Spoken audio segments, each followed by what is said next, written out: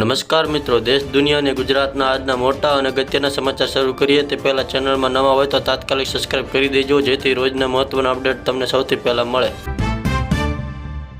તો દોસ્તો, સૌપ્રથમ હવામાનમાં વાત કરીએ તો જળબંબાકારની ભીતિ, 24 કલાકમાં 24 ઇંચ વરસાદ, કેટલાક રાજ્યોમાં એલર્ટ જાહેર, એનડીઆરએફની ટીમો તૈનાત. પડોશી દેશ શ્રીલંકામાં ભારે વિનાશ વેર્યા બાદ ભયંકર ચક્રવાત દિત્વા હવે ભારત તરફ આગળ વધી રહ્યો છે, જેના કારણે દક્ષિણ ભારતના રાજ્યોમાં ચિંતાના વાદળો ઘેરાયા છે. ભારતીય હવામાન નિષ્ણાત અંબાલાલ પટેલે ચેતવણી જારી કરી છે કે આ વાવાઝોડું 3 ડિસેમ્બર સુધીમાં તમિલનાડુ અને આંધ્રપ્રદેશના દરિયાકાંઠાના વિસ્તારોમાં અસર કરી શકે છે. શ્રીલંકામાં આ કુદરતી આફતે 100 થી વધુ લોકોનો ભોગ લીધો છે, જ્યારે ભારતમાં ચેન્નઈ સહિતના ઉત્તરીય ભાગોમાં અત્યારથી જ વરસાદી માહોલ જામ્યો છે.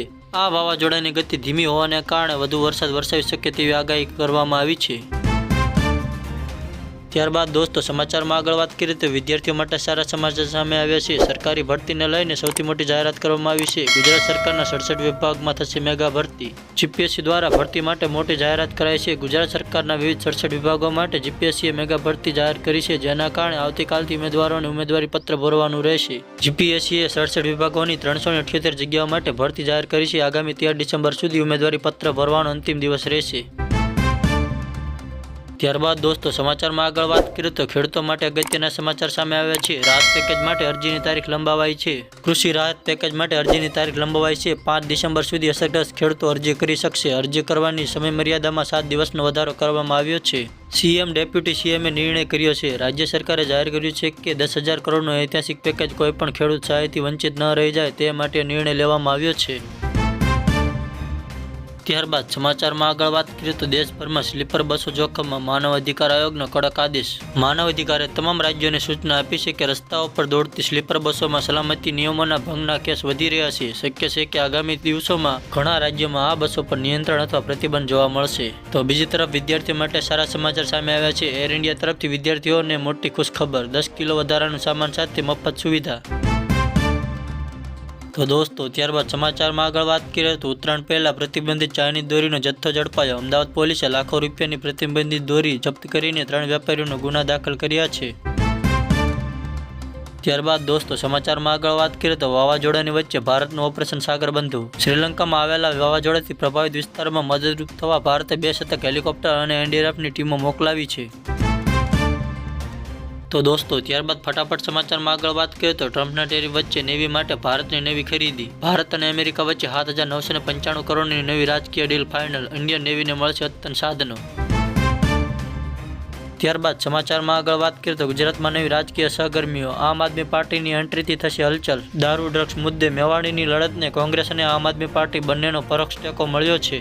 તો બીજી તરફ પશ્ચિમ બંગાળમાં વફક કાયદો લાગુ, મમતા સરકારનો મોટો યુ-ટર્ન. રાજ્ય સરકારે અધિકારીઓને તાત્કાલિક અમલમાં નિર્દેશ આપ્યા છે. ત્યારબાદ ફટાફટ સમાચારમાં આગળ વાત કરીએ તો સુરતમાં બિલ્ડરોને ફાયદો. એક નિર્ણયને કારણે શહેરના રહેવાસીઓમાં ભારે નારાજગી, વિરોધ પ્રદર્શન ઉગ્ર બન્યું. ત્યારબાદ ફટાફટ સમાચારમાં આગળ વાત કરીએ તો જન્મ મરણ પ્રમાણપત્ર માટે નવા નિયમો. ગુજરાત સરકારે નવા સુધારા જાહેર કર્યા. હવે પ્રક્રિયા વધુ ડિજિટલ અને ઝડપી બનશે. ત્યારબાદ ફટાફટ સમાચારમાં આગળ વાત કરીએ તો રાજકીય હલચલ. આમ આદમીના નેતા રાજેશ ગુપ્તા ભાંગી પડ્યા. ભાજપમાં જોડાયા બાદ આપ્યા ભાવાત્મક નિવેદન, કેજરીવાલને આદેશ. તો દોસ્તો, ત્યારબાદ ફટાફટ સમાચારમાં આગળ વાત કરીએ તો એમએસપી પર મગફળીની ખરીદી. ગુજરાતના ખેડૂતોને 3230 કરોડનો લાભ થશે. લગભગ 2 લાખ ખેડૂતોના ખાતામાં સીધી રકમ જમા થશે. ત્યારબાદ સમાચારમાં આગળ વાત કરીએ તો આઈપીએલનો સ્ટાર ખેલાડી પાકિસ્તાન લીગમાં સીએસકેમાં 2 વખત ચેમ્પિયન રહેલા ડુ પ્લેસિસને આઈપીએલ છોડવાનું જાહેર કર્યું.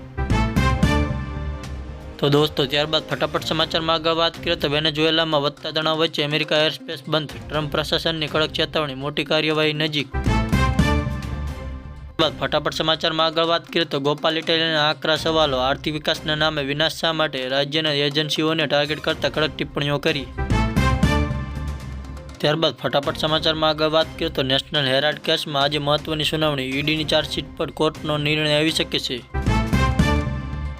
તો દોસ્તો, ત્યારબાદ ફટાફટ સમાચારમાં આગળ વાત કરીએ તો અમેરિકા સખત, અફઘાન નાગરિકોને નહીં મળે વિઝા. વ્હાઇટ હાઉસની ઘટના બાદ રાષ્ટ્રીય સુરક્ષાને લઈને કડક પગલાં. ત્યારબાદ સમાચારમાં આગળ વાત કરીએ તો યુકે ઇમિગ્રેશનમાં 80% ઘટાડો. 74,000 ભારતીયો દેશ છોડીને ગયા. યુકેની નવી પોલિસીઓ ભારતીયો પર મોટી અસર કરી રહી છે. તો દોસ્તો ત્યારબાદ ફટાફટ સમાચારમાં આગળ વાત કરીએ તો દેશના ટોપ 10 પાવરફુલ દેશોની યાદીમાં ભારત નંબર 3 પર. એશિયા પાવર ઇન્ડેક્સ 2025 મુજબ ભારત ઝડપી ઉભરતું શક્તિશાળી દેશ બની ગયું છે. ત્યારબાદ ફટાફટ સમાચારમાં આગળ વાત કરીએ તો પેટ્રોલ ડીઝલના ભાવમાં મોટો ફેરફાર. જેપી મોર્ગનનું અનુમાન લીટર દીઠ 18 રૂપિયા સુધીનો ઘટાડો શક્ય બનશે. ત્યારબાદ ફટાફટ સમાચારમાં આગળ વાત કરીએ તો ભારતે રશિયાની S-400 માટે 3 નવી મિસાઇલોની ખરીદી શરૂ કરી છે. રક્ષા ક્ષેત્રે મોટો સુધારો થશે.